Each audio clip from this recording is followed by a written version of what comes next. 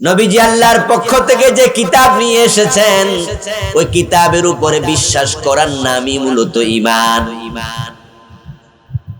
তাই যদি কোনো ব্যক্তি কিতাবের কোনো একটা অংশ স্বীকার করে সে আর ঈমানদার থাকে না, বেঈমান হয়ে যায়। এই কিতাবের বিসমিল্লাহর বা থেকে মিনাল জিন্নাতি ওয়ান নাসের সিন পর্যন্ত যা আছে সবটাকে একসাথে বিশ্বাস করিতেই হবে।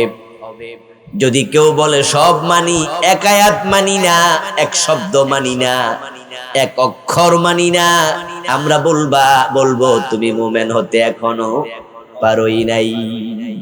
ওমা আলাইনা ইল্লাল বালাগ, আমাদের দায়িত্ব বলে যাওয়া, মানা না মানা দায়িত্ব আপনার। ও দোস্ত শুনুন, যারা কোরআনটাকে বুঝবে না, পড়বে না, মানবে না, মুখ ফিরাইয়া রাখবে, হাসরের ময়দানে আল্লাহ তাদেরকে অন্ধ বানাইয়া তুলবে। ومن أعرض عن ذكري فإن له معيشة ضنكا ونحشره يوم القيامة أعمى। আল্লাহ তাআলা বলেন যে আমার জিকির থেকে, আমার কোরআন থেকে মুখ ফিরাইয়া নিল, সে কোরআন পড়ে না, সে কোরআন বোঝে না, সে কোরআন মানে না, আমি তাকে হাসরের দিন নাহশুরুহু ইয়াউমাল কিয়ামাতি আমা, তার চোখ দেব না, অন্ধ বানাইয়া তুলব।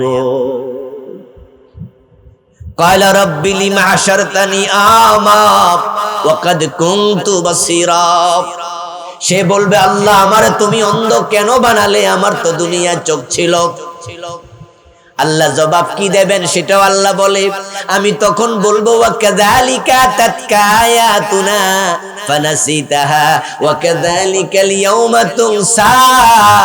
বান্দা তোর কাছে আমার আয়াত গিয়েছিল, আমার কোরআন এসেছিল, তুই কোরআন পড়স নাই, বুঝস নাই, কোরআন দিয়া দেশ সমাজ চালাস নাই, নিজে চলস নাই। সেদিন তুই কোরআন থেকে দূরে ছিলি, ভুলেছিলি। তোর মতো বান্দা দরকার নাই, আজকে তোকেও আমি ভুলে গেলাম। হাসরের দিন যদি আল্লাহ আপনারে বাদ দেয়, ভুলে যায়, তাহলে আপনার উপর রহমত কে নাজিল করবে, কে জান্নাত দেবে, কে ক্ষমা করবে? এবার আপনি কোরআনটাকে লালন করুন, পড়ুন, ভালো করে বুঝুন, তার সাথে থাকুন, তাহলে আখিরাত মিলে যাবে। কিন্তু যারা দূরে সরে থাকবে আল্লাহ তাদেরকে অন্ধ বানাইয়া তুলবে।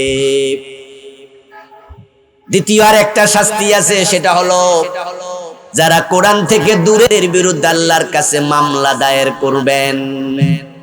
ওয়াকাল আর-রাসূলু ইয়া রাব্বি ইন্না কওমি ইত্তাখাযু হাদাল কুরআনা মাহজুরা। আমার রাসূল হাসরের দিন বলবো আল্লাহ কোরআন রেখে এসেছিলাম জমিনে, কিন্তু আমার উম্মত, আমার জাতির অমক, সে কোরআন পড়ে নাই, সে কোরআন বোঝে নাই, পড়েছে বুঝেছে কিন্তু কোরআন মানে নাই। তার চোখের সামনে ব্রিটিশ আইনে বাংলাদেশ চলছে, আল্লাহর কোরআনের আইনে বাংলাদেশ চলুক, এজন্য সে চেষ্টা করে নাই। ইসলামী দলের পক্ষে মিছিল দেয় নাই, স্লোগান দেয় নাই, টাকা দেয় নাই, ভোট দেয় নাই, বরং যারা ব্রিটিশ আইনের পক্ষে সে তাদেরকে ভোট দিছে, তাদের কর্মী হয়েছে। ও আল্লাহ, যে কোরআন ছেড়ে দিল আমি তার বিরুদ্ধে মামলা দিলাম, তুমি বিচার করো। একজন হিন্দুকে প্রশ্ন করা হোক, তোমার কিতাব কি, বই কি? সে কোনোদিন বলবে না আমার কিতাবের নাম কোরআন, সে বলবে গীতা, বেদ, মহাভারত, রামায়ণ, উপনিষদ ইত্যাদি। একজন খ্রিস্টানকে প্রশ্ন করা হলে সে বলবে তার কিতাবের নাম বাইবেল, ইনজিল। ইহুদিকে প্রশ্ন করা হলে সে বলবে তার কিতাবের নাম তাওরাত, বৌদ্ধ বলবে ত্রিপিটক। আর আমরা যারা মুসলমান, আমাদেরকে প্রশ্ন করা হলে আওয়াজ করে বলুন তো আমাদের কিতাবের নাম কি? আল কোরআন। এই কোরআনের মতো শ্রেষ্ঠ কোন কিতাব জমিনে নাই। কোরআন হচ্ছে অবিকৃত কিতাব। কোরআন হচ্ছে সন্দেহ মুক্ত কিতাব। কোরআন এমন এক কিতাব, যে ব্যক্তি কোরআন পড়ে, কোরআনের কাছে যায়, রাসূল বলেন সে আল্লাহ ওয়ালা হয়ে যায়। সুবহানাল্লাহ। কোরআন শিখতে আসলে ফেরেশতারা পাঠকের পায়ের নিচে ফেরেশতা পাখা বিছায়। কোরআন আমাদের কিতাব আমরা বলি। এখন এই কিতাবের উপরে বিশ্বাস রাখা এটা ঈমানের অংশ। ছোটকালে মক্তবে আমরা পড়ছি আমানতু বিল্লাহি ওয়া মালাইকাতিহি, পড়েন না? এরপরে কি? ওয়া কুতুবিহি ওয়া রুসুলিহি ওয়াল ইয়াউমিল ওয়াল কদরি। ঈমানের মোট অংশ কয়টা? 6টা। কয়টা অংশ? 6টা অংশ। বাংলাদেশে যদিও 7টা বলে, একটারে দুইবার কয় আর কি। ওয়াল কদরি খাইরিহি ওয়া শাররিহি মিনাল্লাহি তাআলা, এরপরে বড় ওয়াল বাসি বাদাল মাউত। আমি জানি না এটার নাম দিছে ঈমানে মুফাসসাল। এটা হাদিসে এভাবে নাই, কিন্তু ছোটকাল আমরা মুখস্থ করছি। ঈমানে মুজমাল আমানতু বিল্লাহি কামা হুয়া বিআসমাইহি ওয়া সিফাতিহি ওয়া কাবিলতু জামিআ আহকামিহি ওয়া আরকানিহি। ছোটবেলায় এই কালেমা, 6-7টা কালেমা আমাদেরকে মুখস্থ করাইছে। তার মাঝে ঈমানে মুফাসসাল যেটা, ওটার মাঝে ঈমানের 6টা অংশ আছে। তবে সরাসরি শব্দগুলো হাদিসে নাই একসাথে, কিন্তু বিচ্ছিন্ন ভাবে এটা কোরআনেও আছে, হাদিসেও আছে, ভিন্ন ভাবে আছে। তো সেখানে আমরা বলছি আমানতু বিল্লাহি ওয়া মালাইকাতিহি ওয়া কুতুবিহি ওয়া রুসুলিহি ওয়াল ইয়াউমিল আখির। ইয়াউমিল আখির মানে হলো ওয়াল বাসি বাদাল মাউত। তো আখিরাতে আমরা বিশ্বাস করি। তো আখিরাতে বিশ্বাস করলে 7 নম্বরে আবার ওয়াল বাসি বাদাল মাউত বলা দরকার তো নাই। মরার পরে যে জীবন, ওই জীবনের নাম কি? কথা বলে না কেন ভাইরা? মরার পরে জীবনের নাম কি? পরকাল। এটার আরবিতে বলি আমরা আখিরাত। তো আখিরাত না কিছুক্ষণ আগে বললাম ওয়া মালাইকাতিহি ওয়া কুতুবিহি ওয়া রুসুলিহি ওয়াল ইয়াউমিল, তো ইয়াউমিল আখির না একবার বলছি। তো পরে ওয়াল বাদি বাদাল বাসি বাদাল মাউত আর কয় দরকার কি? এটা 2বার হয়ে গেছে। এজন্য বাংলাদেশে ঈমানের অংশ কেউ কেউ ভুলে 7টা বলে। ঈমানের অংশ হলো কয়টা? 6টা। আমানতু বিল্লাহি 1 নাম্বার, ওয়া মালাইকাতিহি, এরপরে ওয়া কুতুবিহি ওয়া রুসুলিহি ওয়াল ইয়াউমিল ওয়াল কদরি খাইরিহি ওয়া শাররিহি মিনাল্লাহি তাআলা। এই হলো 6টা। তার মাঝে এই কুতুবিহি বললাম। কুতুব মানে আল্লাহর অবতীর্ণ আসমানি কিতাব সমূহ। তার মাঝে সর্বশেষ কিতাবের নাম কি? আমার দিকে টেনশন টু মি প্লিজ। সর্বশেষ কিতাবের নাম কি? সবচেয়ে সেরা কিতাবের নাম কি? আল কোরআন। একে বিশ্বাস না করলে মুমিন হওয়া যাবে না, বরং এটাকে বিশ্বাস করাই মূল ঈমান। এটাকে বিশ্বাস করাই হলো মূলত মূল ঈমান। কারণ যদি কেউ কিতাব বিশ্বাস করে, কিতাবের মাঝে আল্লাহর কথা আছে, রাসূলের কথা আছে, আখিরাতের কথা আছে, তাকদীরের কথাও আছে। তাই ঈমান হচ্ছে হুয়া তাসদীকু বিমা জা বিহিন নবিয়্যু মিন ইনদিল্লাহ। নবীজি আল্লাহর পক্ষ থেকে যে কিতাব নিয়ে এসেছেন, ওই কিতাবের উপরে বিশ্বাস করার নামই মূলত ঈমান। তাই যদি কোনো ব্যক্তি কিতাবের কোনো একটা অংশ স্বীকার করে, সে আর ঈমানদার থাকে না, বেঈমান হয়ে যায়। এই কিতাবের বিসমিল্লাহর বা থেকে মিনাল জিন্নাতি ওয়ান নাসের সিন পর্যন্ত যা আছে, সবটাকে একসাথে বিশ্বাস করিতেই হবে। যদি কেউ বলে সব মানি, এক আয়াত মানি না, এক শব্দ মানি না, এক অক্ষর মানি না, আমরা বলবো তুমি মুমিন হতে এখনো পারোই নাই। এই কিতাবটাকে বিশ্বাস করে মুমিন হওয়া লাগে। এখন আমরা যে কিতাবকে বিশ্বাস করছি তার প্রমাণটা কি? আল্লাহ এটাই বলছে সূরা বাকারার 121 নম্বর আয়াতে, এই কিতাব যারা পড়বে, হক আদায় করে পড়বে, তারাই মূলত বিশ্বাস করে। তাহলে আমরা দুটি জিনিস পেলাম, এক নাম্বার পড়া, দুই নাম্বার হলো হক আদায় করে পড়া। আল্লাযীনা আতাইনাহুমুল কিতাবা ইয়াতলুনাহু, যাদেরকে আমি কিতাব দিয়েছি তারা এটা পড়বে। এরপর বলছে হাক্কা তেলাওয়াতি, শুধু পড়লে হবে না, হক আদায় করে পড়তে হবে। এবার বলুন তো, বাংলাদেশের সব মানুষ কি কোরআন পড়ে? কথা বলেন না, কোরআন সবাই পড়ে? কোরআন পড়তে পারে না এমন লোক কি আমাদের এলাকায় আছে? আছে। এবার বলুন তো, যারা পড়ে সবাই কি হক আদায় করে কেমনে? এটা বোঝে? তো হক আদায় না বুঝলে কেমনে করবে? কোরআন হক আদায় করে পড়া, এটা আপনারা সবাই বোঝেন কিনা নিজেরে প্রশ্ন করেন। তেলাওয়াত তো বুঝলেন, কোরআন পড়তে হবে এটা বোঝেন, কিন্তু আল্লাহ তো বলছে হাক্কা তেলাওয়াতি, পড়লে শুধু হবে না। কোরআন তো গিরিশচন্দ্র সেনও পড়ছে, পড়ে নাই? নাম শুনছেন? এ বঙ্গানুবাদ 30 পারা সর্বপ্রথম যে করে সে একজন হিন্দু ভদ্রলোক। এর আগে যারা করেছে তারা সম্পূর্ণ করে নাই। কোরআনের প্রথম বঙ্গানুবাদ করছে যিনি, আমিরউদ্দিন বসুনিয়া মাওলানা সাহেব।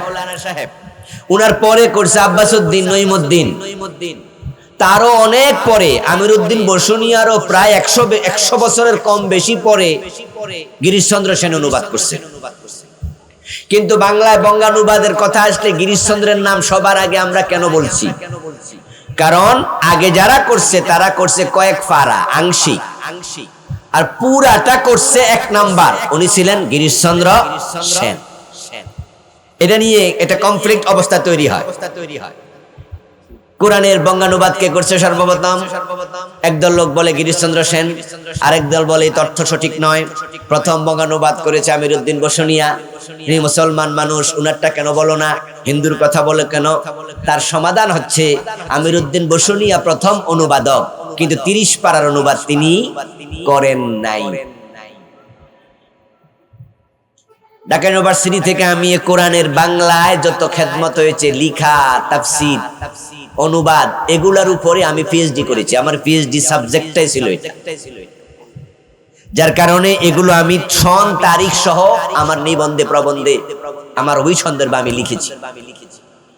তো সেটা গবেষণা করতে গিয়ে আমি দেখলাম যে দুইটা নামই সামনে আসে, কিন্তু এখানে দ্বন্দ্বটা কোথায়?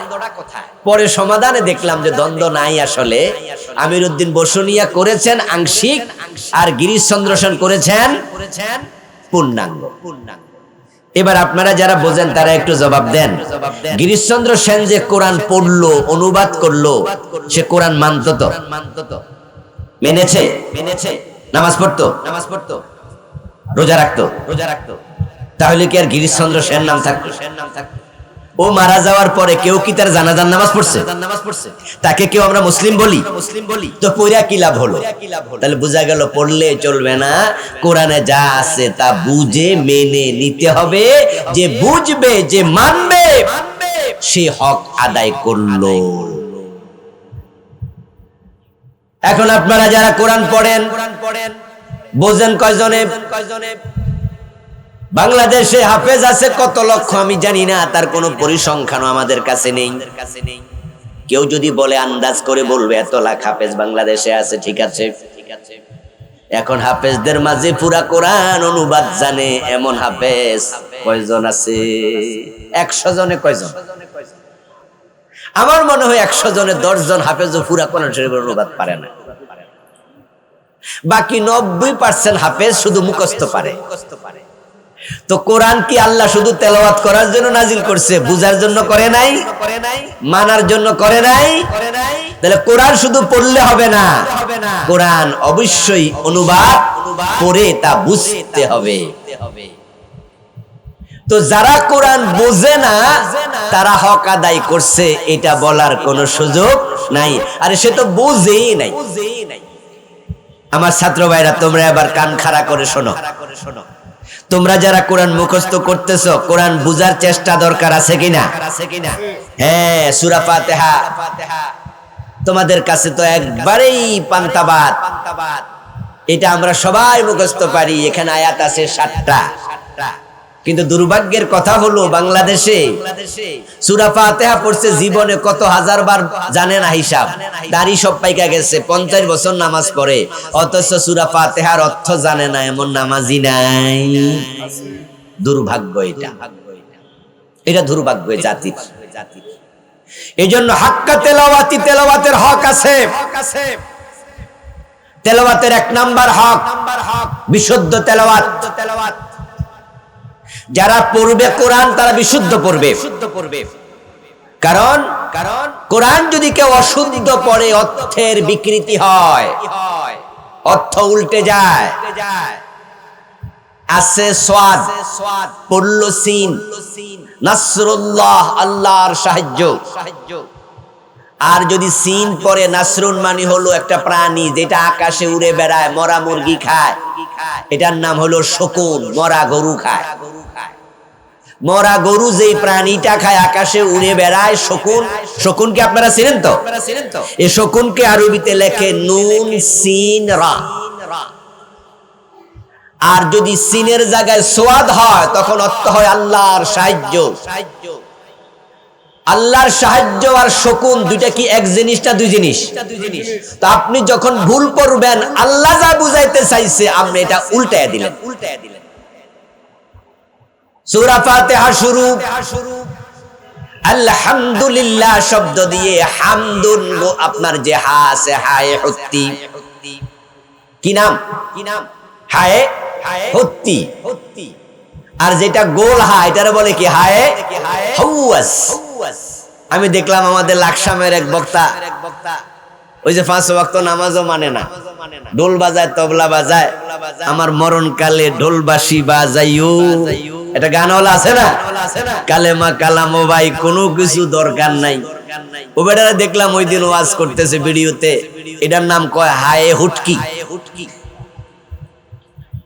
হে বক্তা শ্রোতাদের বুঝাইতেছে যে হা আছে দুইটা, একটা হায়ে হাওয়াজ, এটা ঠিক কইছে, পরেরটা কয় আরেকটা হা আছে, এটা হুটকি।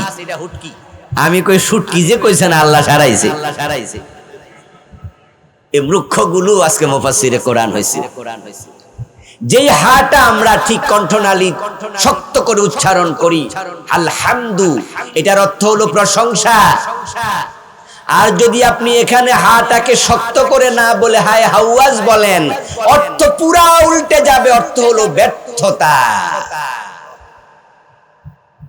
আলহামদুলিল্লাহি রাব্বিল আলামিন, সকল প্রশংসা আল্লাহর। যদি সেখানে কেউ হাটাকে একটু হালকা করে দেয়, হা পড়ে, তাহলে উত্তর তখন অনুবাদ হবে যত ব্যর্থতা আছে সব ব্যর্থতা আল্লাহর, নাউযুবিল্লাহ। আল্লাহ তাআলা কি ব্যর্থ হয় না সফল হয়? আওয়াজ দেন, আওয়াজ দেন, জোরে বলেন। তো আল্লাহকে ব্যর্থ বললে ঈমান থাকবে? তো সূরা ফাতিহা শুরু করে আপনি বেঈমান হয়ে গেলেন, উল্টা পাল্টা কথা কইয়া। এজন্য কোরআন পড়া যেমন ফরজ, বিশুদ্ধ তেলাওয়াত করা কি ফরজ। ওয়ারাত্তিলিল কোরআনা তারতিলা। নবীজি বলেছেন রব্বা কারিল লিল কোরআনি ওয়াল কোরআনু ইয়ালআনু। কোরআনের কিছু পাঠক আছে যারা কোরআন পড়ার পর কোরআন তাদেরকে লানত করে, বদদোয়া দেয়। নাউযুবিল্লাহ পড়েন, কারণ তারা কোরআন ভুল পড়ে। তাহলে কোরআনের তেলাওয়াতের প্রথম হক বিশুদ্ধ পড়া। আলহামদুলিল্লাহ, এই মাদ্রাসাগুলো আমাদেরকে কোরআন বিশুদ্ধ করে শিখায়। যারা হাফেজ হয়, যারা হেফজখানায় পড়ে, তাদের সবচেয়ে বড় প্রাপ্তি, 1 নাম্বার প্রাপ্তি হলো বিশুদ্ধ তেলাওয়াত। এটা হচ্ছে কোরআন পাঠের প্রথম ফরজ, যে আপনি যতটুকু পড়বেন ভুল পড়া যাবে না, বিশুদ্ধ পড়ে। আপনারা যারা অভিভাবক আছেন, আজকের মাহফিলে আলহামদুলিল্লাহ অনেক অভিভাবক এসেছেন, আপনাদের সন্তানদেরকে বিশুদ্ধ তেলাওয়াতটা কমপক্ষে শিখাবেন। বিশুদ্ধ তেলাওয়াত শিখানোর জন্য নুরানি প্রশিক্ষণ প্রাপ্ত একজন আলেমের অবশ্যই তত্ত্বাবধান অথবা হেফজখানায় দেয়া, এই দুটা অবশ্যই লাগবে। হেফজখানায় না পড়াইলে, নুরানি তত্ত্বাবধান শিক্ষকের তত্ত্বাবধানে না দিলে তাহলে কোরআন বিশুদ্ধ হয় কিনা এটা নিয়ে সন্দেহ থাকে। টাইটেল পাস মাওলানা, টাইটেল পাস, কিন্তু পিছনে নামাজ পড়ার পরে নামাজ দৌড়ানো লাগছে, এমন নামাজের কেরাত অনেকে পড়ে। ফাজেল পাস, দাখিল পাস, আলেম পাস, কিন্তু তেলাওয়াত শুদ্ধ না। এর কারণ তার উস্তাদ নুরানি প্রশিক্ষণ প্রাপ্ত নয় অথবা হাফেজ নয়। তেলাওয়াতের জন্য হাফেজের তত্ত্বাবধান অথবা নুরানি প্রশিক্ষণ পেয়েছে এমন কারো তত্ত্বাবধান জরুরি। আজকে যে তালিমুল কোরআন, আপনার এখানে মডেল কোরআন যে মাদ্রাসা দারুল কোরআন, এখানে হেফজখানা আছে না? এই ছাত্ররা হেফজখানায় পড়ছে, নুরানি প্রশিক্ষণ প্রাপ্ত শিক্ষকরা আছে যারা আপনার কলিজার টুকরা সন্তানকে বিশুদ্ধ তেলাওয়াত শিখাচ্ছে। বিশুদ্ধ তেলাওয়াত যদি সে শিখে, হক আদায় করার যে কথা আল্লাহ বললেন, 1 নাম্বার হক আদায় হবে। এই তো গেল ছেলের কথা। এখন বাপের কি খবর? কোরআনের হাফেজের বাবার কি খবর? কত হাফেজ বাবা আছে, ছেলে হাফেজ অথচ বাবা কোরআন তেলাওয়াত পারে না। আপনি কি আশায় বসে আছেন আপনার ছেলে হাসরের দিন আপনাকে সুপারিশ করে বেহেশতে নিয়ে নেবে? সুপারিশ কি এত মাগনা? শাফাত কি এত সোজা? বেহেশত কি নানার বাড়ি আর মামুর বাড়ি যে কেউ বলবে আর আল্লাহ দিয়ে দেবে? আপনি এত মাগনা ভাবতেছেন? এলেম শিক্ষা করা নফল না ফরজ? তা আপনি ফরজে ঘাটতি দিয়েছেন ছেলের সুপারিশের আশা। এত আশা ভালো না, এত আশা ভালো না। আগে হাঁটুতে বল করেন, হাঁটুতে বল থাকলে আরেকজন আপনার টাইনে টাইনে লগে বগলের তলে হাত দিয়া, হাঁটতে না পারলো কয় ভাই আমার লগে চলেন। কিন্তু আপনার হাঁটু যদি ভাঙ্গা থাকে, আরেকজন বগলের তলে হাত দিয়া টান মারলে আপনি হাঁটবেন না চেঁচাইবেন? তো চেঁচাইলে তো হাঁটু চামড়া উঠে যাইব। আরেকজনে তখন টানবে যখন কমপক্ষে হাঁটতে জানেন, হাঁটুতে বল আছে। আরে ভাই কিছু সওয়াব কম আছে তাই ধরা খাইছেন, তখন শাফাত। আর যে কোরআনই পড়তে পারে না, এর জন্য কিসের শাফাত? রাগ করতেছেন নাকি? এজন্য হাফেজের বাবারা, আলেমের বাবারা, তারাও সাবধান হন। নিজে কোরআন শিখেন, 1 নাম্বার দায়িত্ব বিশুদ্ধ পড়া। এবার দ্বিতীয় অংশ হলো, হাফেজ হয়ে গেলেন, কোরআন বিশুদ্ধ শিখে ফেললেন, কিন্তু আল্লাহ কি বলল আপনি এটা জানেন না। যে কোরআন পড়ে কোরআন বোঝে না, আল্লাহর কোরআনে আল্লাহ তাকে গাদার সাথে তুলনা দিয়েছে। সে হলো গাদা, কামাসালিল হিমারি ইয়াহমিলু আসফারা। গাদা তার পিঠের মাঝে চিনির বোঝা বয়, এক জায়গা থেকে আরেক জায়গায় আটা নেয়, লবণ নেয়, চিনি নেয়, গাদা কাঁধে করে। কিন্তু চিনি টক না, ঝাল না, মিষ্টি, এটা বোঝার ক্ষমতা গাদার নাই। কোরআনে আল্লাহ তাআলা কত বিধান দিলেন, কত হুকুম দিলেন, আপনি শুধু তেলাওয়াত করতেছেন। মাশাআল্লাহ, রমাদান আসতেছে, সকালে 1 পারা, বিকালে 1 পারা। আমরা 15 দিনও খতম করব, কেউ 10 দিনে খতম করবে, কেউ 30 দিনে করবে। জিজ্ঞাসা করলাম, দোস্ত কয় সূরা কোরআনে? কয় যে 114 সূরা। সব শেষ নি? কয় শেষ। অর্থ বুঝেননি? কয় না। তো তুমি কি বুঝলা ভাই? কোরআন কি কোনো মন্ত্র? এই ছাত্ররা ভালো করে শোনো, তোমরা ছোট মানুষ, কোরআন শিখছো, শিখো। এখনই বলছি না পথ্য পড়ো, কিন্তু মাথায় রাখবা হেফজ শেষ হওয়ার পরে তোমাকে কোরআনের আলেম হওয়া লাগবে। এই কোরআনে আল্লাহ কি বলছে এটা তোমাকে বুঝতে হবে। কোরআন পড়া যেমন ফরজ, কোরআন বুঝাও কি ফরজ। মাগরিবের ফরজ কয় রাকাত? কথা বলেন না কেন? কয় রাকাত? 3 রাকাত মিলে 1 ওয়াক্ত নামাজ, এটার নাম মাগরিব। প্রথম রাকাতের খুব দাম আছে, দ্বিতীয় রাকাতের দাম কম, ঠিক না? কি মাগরিবের প্রথম রাকাতের দাম বেশি, দ্বিতীয় রাকাতের দাম কম, আর 3 নাম্বার রাকাতের দাম আরো কম। আমরা সবাই মনে করব যে না, 3 রাকাতই ফরজ, 3 রাকাতই সমান। তো কোরআন ফরজ যেমন ফরজ, কোরআনে আল্লাহ কি বলছে এটা জানাও কি ফরজ। যারা জানে না তারা গাদা। আল্লাহ কয় গাধা। আরেক আয়াতে আল্লাহ বলেন আফালা ইয়াতাদাব্বারুনাল কুরআন আম আলা কুলুবিন আকফালুহা, তাদের অন্তরে কেউ কেউ তালা দিছে নাকি তালা মাইরা দিছে, তারা কেন কোরআন নিয়ে গবেষণা করে না, বোঝে না, পড়ে না। আল্লাহ প্রশ্ন করছে যারা কোরআন পড়ে না, বোঝে না, কোরআন নিয়ে গবেষণা বুঝা, আল্লাহ কি বলছে আমি বুঝবো, এটা যারা করে না, আল্লাহ কয় তাদের অন্তরে কলবে কেউ কি তালা দিছে? শয়তান কি তালা মারছে তোমার অন্তরে? কেন শিখো না? আলহামদুলিল্লাহ এখন তো কোরআনের বঙ্গানুবাদ বাজারে অভাব নাই, 30 খণ্ডে 30 পারা এমন বঙ্গানুবাদও আছে। আপনি চাইলে তো 30 খণ্ড কিনে বাড়িতে রেখে অফিসে যান, ব্যাগের মাঝে 1 খণ্ড নিতে পারেন, গাড়িতে বসে আছেন, আসতে 5 আয়াত যাইতে 5 আয়াত 10 আয়াত করে পড়লে 1 মাসে হয় 300 আয়াত, হয়নি? তাহলে 300 আয়াত করে পড়লে 1 বছর হবে 3600 আয়াত। আরে সূরা আর রহমানের মাঝে ফাবি আইয়ি আলাই রাব্বিকুমা তুকাজ্জিবান, এক আয়াত তো আল্লাহ 31 বার কইছে। তো আপনি এক আয়াতের অর্থ জানলে তো বাকি 30 বার আর অর্থ পড়া লাগে না, ঠিক না? সহজ তো, এক বছরই তো এনাফ। কিন্তু বয়স তো 50-60, আপনি এখনো কোন হুজুর পড়ি নাই। তা আপনি কেমনে হবে দোস্ত? কোরআন বিশ্বাস করেন, এটা মুখে বললে তো হবে না। এরপরে হচ্ছে আবার বুঝার পরে মানো। এই ক্ষেত্রে তো আমরা হুজুররাও ধরা খাইছি, আপনারাও খাইছেন, আমরাও খাইছি। বাংলাদেশের 16 কোটি মুসলমান সবাই ধরা, কারণ কোরআনের অসংখ্য আইন বাংলাদেশে কেউ মানে না। চোর ধরে হাত কাটো এমন আইন আল্লাহর কোরআনে আছে কিনা? এই কথা বলেন না সবাই, আছে? জেনা করলে 100 বেত লাগাও এমন আইন কোরআনে আছে? জমিন যার আইন চলবে তার এমন কথা আল্লাহর কোরআনে আছে? মানসি কয়দিন চোর ধরে আমরা হাত কাটি। কেন কাটবো? বাংলাদেশে চোর নাই। কি চোর আছে নাকি সব ডাকাইতে হয়ে গেছে?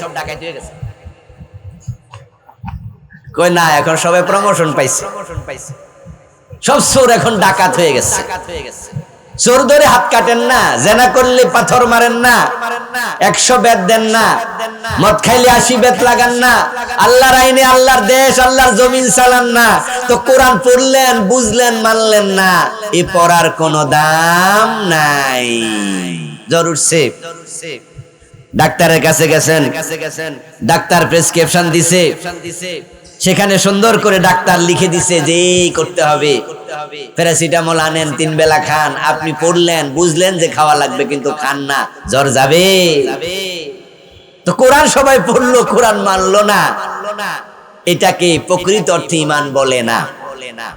এই জন্য কোরআন পড়া লাগবে, কোরআন মানা লাগবে। আলহামদুলিল্লাহ আমরা আল্লাহর কিছু বান্দা আছি যারা গত সরকার, জালেম সরকারের আমলেও আমরা কোরআনের আইনের পক্ষে কথা বলেছি, আজকেও বলে যাচ্ছি, আল্লাহ ছাড়া কারো আইন মানা যাবে না। জমিন কার? সবাই বলুন না, জমিন কার? আইন চলবে কার?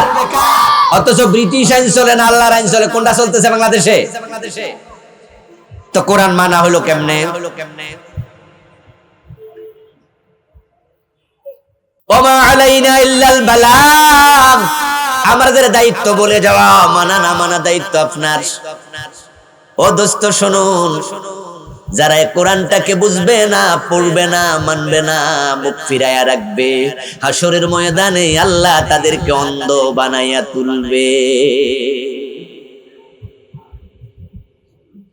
ومن أعرض عن ذكري فإن له معيشة ضنكا ونحشره يوم القيامة أعمى।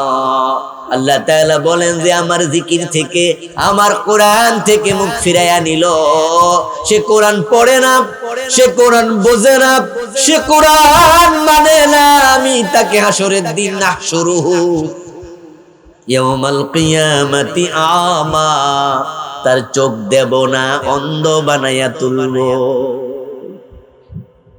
ক্বালা রাব্বি লিমা হাশারতানি আমা ওয়া কাদ কুনতু বাসীরা। সে বলবে আল্লাহ আমারে তুমি অন্ধ কেন বানালে? আমার তো দুনিয়ায় চোখ ছিল। আল্লাহ জবাব কি দেবেন সেটাও আল্লাহ বলে। আমি তখন বলবো ওয়া কাযালিকা তাতকা আয়াতুনা ফানাসিতাহা ওয়া কাযালিকাল ইয়াউমা তুনসা। বান্দা, তোর কাছে আমার আয়াত গিয়েছিল, আমার কোরআন এসেছিল, তুই কোরআন পড়স নাই, বুঝস নাই, কোরআন দিয়া দেশ সমাজ চালাস নাই, নিজে চলস নাই। সেদিন তুই কোরআন থেকে দূরে ছিলি, ভুলেছিলি। তোর মতো বান্দা দরকার নাই, আজকে তোকেও আমি ভুলে গেলাম। হাসরের দিন যদি আল্লাহ আপনারে বাদ দেয়, ভুলে যায়, তাহলে আপনার উপর রহমত কে নাজিল করবে? কে জান্নাত দেবে? কে ক্ষমা করবে? সুতরাং যারা কোরআন পড়তে পারেন না, তারা সিদ্ধান্ত নেন আজকে কোরআন পড়িতেই হবে। জানেন না, জানতেই হবে অর্থ। মানেন না, মানতেই হবে। যেগুলো ব্যক্তিগত জীবনে মানা যায় এগুলো মানেন। কোরআনের কিছু ব্যক্তিগত জীবনের আইন আছে, যেমন পর্দা করা, এটা ব্যক্তিগত আইন। সুদ না খাওয়া ব্যক্তিগত আইন। 5 ওয়াক্ত নামাজ পড়া ব্যক্তিগত আইন। কু আনফুসাকুম ওয়া আহলিকুম নারা, জাহান্নাম থেকে নিজে বাঁচো, নিজের পরিবারকে বাঁচাও। আপনার সন্তানকে মাদ্রাসা দিয়েছেন, আপনি তাকে কলেজে স্কুলে দিতে পারতেন, এটা আপনার ব্যক্তিগত সিদ্ধান্ত। আপনার মেয়েটা বোরকা ছাড়া কলেজে যায়, স্কুলে যায়, আপনি চাইলে বোরকা সিলাইয়া দিতে পারতেন, এটা ব্যক্তিগত কাজ, ঠিক নাকি? এই আমাদের যে ক্যান্টনমেন্ট, এখানে হাই স্কুল আছে না, কলেজ আছে না, ওখানে সকল মাইয়া কি বোরকা পরে আসে? কথা বলেন না, জবাব দেন। সব মেয়েরা বোরকা পরে আসে? ওদের মা বাবা নাই? যে মেয়েরা বোরকা পরে না তাদের বাবা নাই, তাদের মা নাই, তাহলে তাদের বাবা চাইলে কি বোরকা সিলিয়ে দিতে পারতো না? আমি এমন দেখেছি যে কলেজওয়ালা বলছে না, আমাদের কলেজে স্কুল ড্রেস আছে, ড্রেস কোড মেনটেন করে আসতে হবে, বোরকা পরে আসা যাবে না। তখন বাবা বলছে, যেই কলেজে বোরকা পরা যায় না সেই কলেজে আমার মেয়েকে ভর্তি করব না।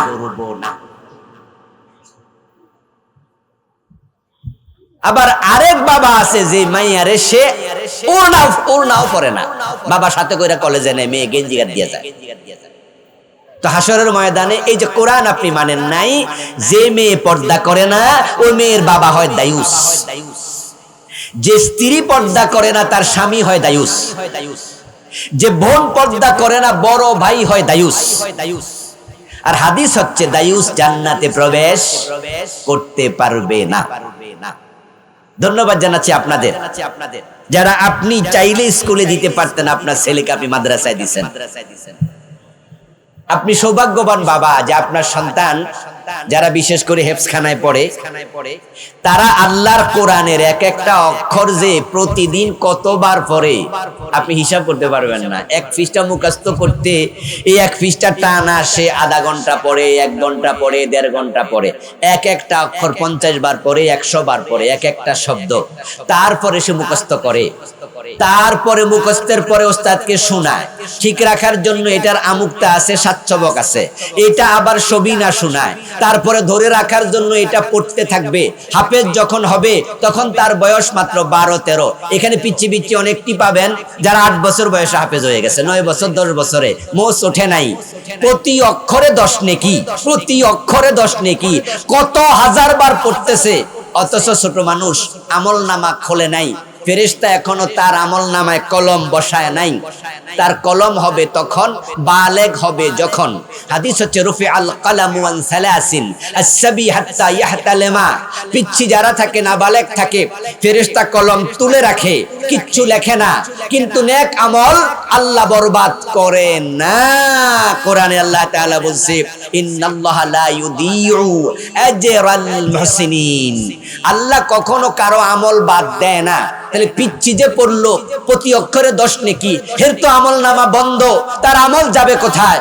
উত্তর হলো তার সওয়াব ডাইরেক্ট আল্লাহ বাবা এবং মায়ের আমল নামায় লিখে দেন।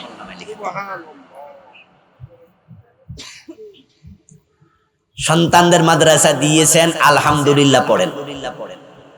যে আপনি বাড়িতে বসে, ব্যবসায় বসে, প্রতিষ্ঠানে থেকে, কৃষি কাজ করে আপনার আমল নামায় লক্ষ লক্ষ সওয়াব শুধু আপনার কলিজার টুকরা সন্তানের ওসিলা যোগ হচ্ছে। আরে ভাই, দুনিয়া কয়দিনের? আজ আছে কাল নাই। আপনার ছেলেকে স্কুলে দিলে ডাক্তার হইতো, ইঞ্জিনিয়ার হইতো, মাদ্রাসা দেয়াতে হে আলেম হইবে।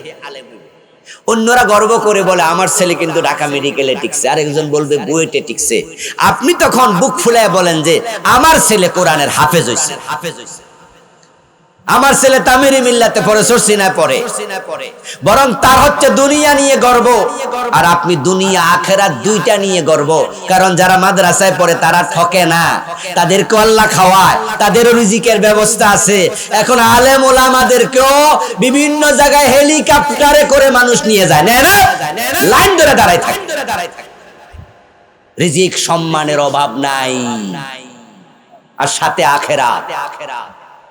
আপনাকে ধন্যবাদ দিচ্ছি, আপনার সন্তানকে আপনি কোরআনের মাদ্রাসায় দিয়েছেন। এবার আপনি কোরআনটাকে লালন করুন, পড়ুন, ভালো করে বুঝুন, তার সাথে থাকুন, তাহলে আখেরাত মিলে যাবে। কিন্তু যারা দূরে সরে থাকবে আল্লাহ তাদেরকে অন্ধ বানাইয়া তুলবে। দ্বিতীয় আর একটা শাস্তি আছে, সেটা হলো যারা কোরআন থেকে দূরের বিরুদ্ধে আল্লাহর কাছে মামলা দায়ের করবেন।